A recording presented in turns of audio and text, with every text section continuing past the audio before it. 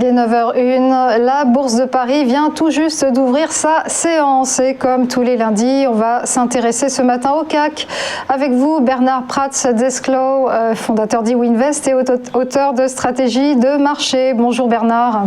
Bonjour Roseline.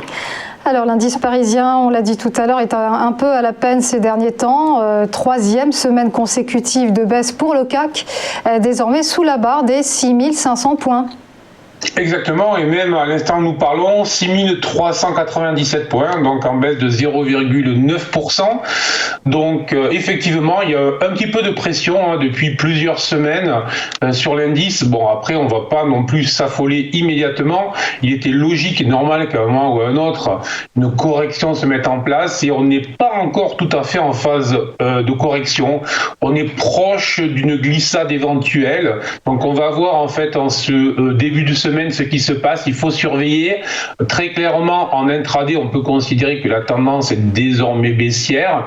Mais on a vu que systématiquement, sur les semaines précédentes, et on le voit très bien sur le graphique que vous avez mis à l'écran, systématiquement, donc à chaque fois qu'il y a eu des baisses significatives, il y a eu des rebonds puissants, rapides, qui piégeaient les vendeurs.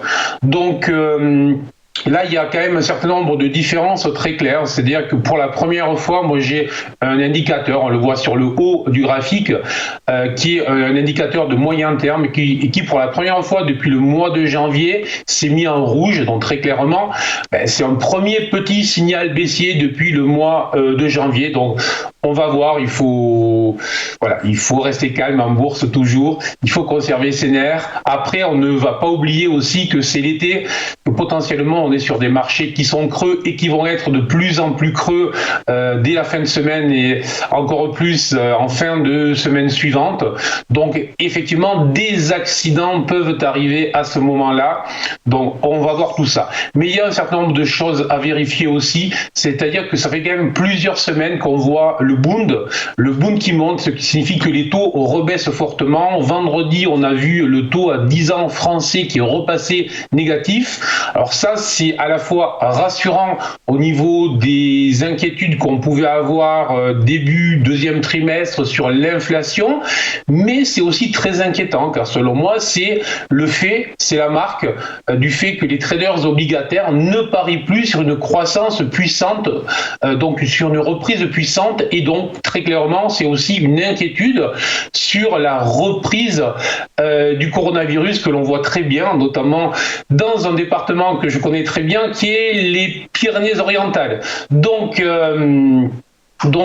soyons clairs. Prudence maximale, il va falloir surveiller les niveaux sur le futur CAC et sur le CAC à surveiller, c'est le niveau des 6475. Effectivement, il faut considérer que tant qu'on reste sous les 6475, la tendance est plutôt baissière, plutôt lourde. Premier support autour des 6350 points, on s'en rapproche très rapidement. Donc on est dans une zone encore où les acheteurs pourraient reprendre la main, mais il va falloir qu'ils le fassent assez rapidement et qui, je dirais, va vouloir prendre de lourdes positions alors que la plupart des traders et la plupart des fonds vont partir en vacances dans les prochains jours et les 2 prochaines semaines. Donc voilà. Donc il faut surveiller ce qui se passe. Pour le moment, on a aussi une hausse de la volatilité qui se produit, mais c'est une hausse de la volatilité, je vais y arriver, une hausse de la volatilité qui reste mesurée, qui reste calme. Donc voilà. Bon, sinon, on va aussi surveiller en ce début de semaine, niveau de macro, il ne se passe rien. Cet après-midi, on aura les résultats d'IBM, ça c'est quand même évidemment à surveiller. Et surtout, jeudi, on aura le focus très clair. Tous les investisseurs, tous les traders vont avoir un œil très clair sur le discours de Christine Lagarde pour la BCE. Puisque je vous en parlais, du fait de l'OAT, du fait des taux qui rebaissent fortement, on va vraiment écouter le discours, notamment sur la nouvelle stratégie de la BCE Donc ça va être très intéressant et attention, effectivement là, ça peut être nœud de marché.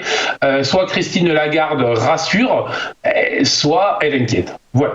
Donc surveillance forte, la tendance est baissière sous les 6475 points. Privilégier les ventes sur rebond, on évitera les ventes agressives pour le moment.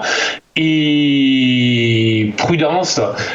Dans tous les cas, restons prudents, on gère son risque évidemment lorsqu'on investit en bourse, mais ça évidemment j'imagine que tous les auditeurs et tous les téléspectateurs de TV Finance le savent bien évidemment.